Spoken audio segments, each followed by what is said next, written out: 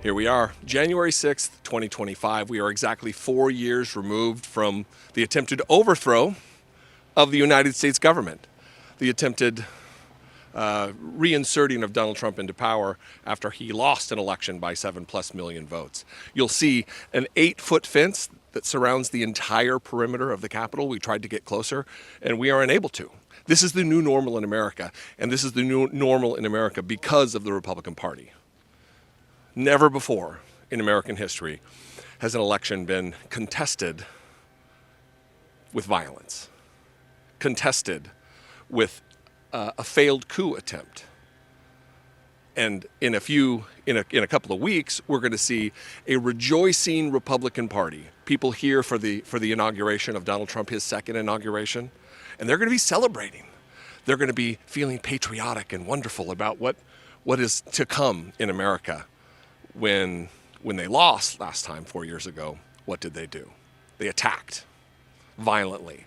People died in this building on the grounds of the United States Capitol. This is why, when people criticize some Democrats for acting as though we need to trip all over ourselves to work with Donald Trump, to find common ground, to be in agreement, we're not in agreement. One of the two political parties in this country is a party of violence, is a party of insurrection, is a party of hypocrisy and lies. Cops were attacked. Yesterday, Daniel Hodges, who is a former Metropolitan D.C. police officer who was viciously and brutally attacked in this building, attempting to secure it and protect the lives of members, of staff, of members' families. He was on CBS talking about what took place here. He's going to be a guest during the certification of of Senator Adam Schiff, and I want to play that for you here. 4 years to the day after a riotous mob of Trump supporters marauded through the Capitol.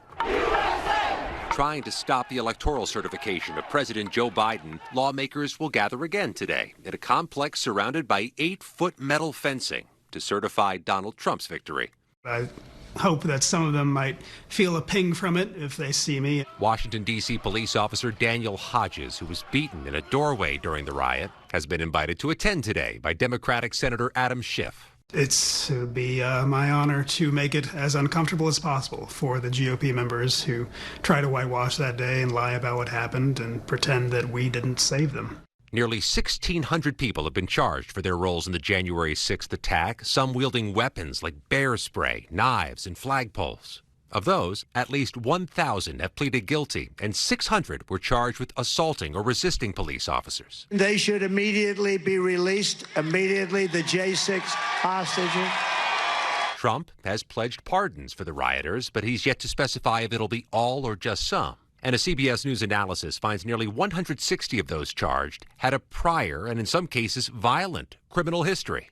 There are also concerns of what precedent the pardons may set. Well, I think what it will do is encourage any future president to tell his people, hey, you do whatever you need to do to keep me in power because I've got a pardon power. For Hodges, who has testified in some of the criminal trials of January 6 defendants, the potential pardons feel personal. It would be very offensive to me.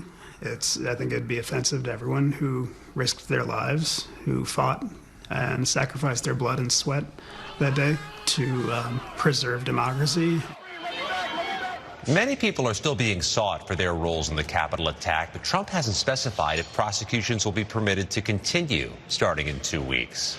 But Tony, many defendants have asked their cases be delayed until Trump takes office. We all witnessed it. We all witnessed what Republicans did, what they are capable of, and now that they're back in power, what they will do going forward in a second Trump administration from 2025 until the next election. When they lose, not only do they disagree, they throw a fit up to and including insurrection against the country. I would welcome your input on this, as always. Bleak, dark days ahead, You can comment below in the comment section. We can disagree agreeably, although I don't think there's many who will disagree or have any grounds to disagree. You can also call, leave me a voicemail, 714-576-4054. And of course, as always, you can email me daily@dollemore.com. I would very much appreciate you if you support my work. You can click the join button below, become a channel member for $1.99 a month. I'm amassing a crowd here behind watching. You can also go to my Patreon page, patreon.com/idoubtitpodcast. Follow me on social media. I am at Dollemore. I'd love to see you there. Snowy day. We'll see you. Be genuine. Take care of one another.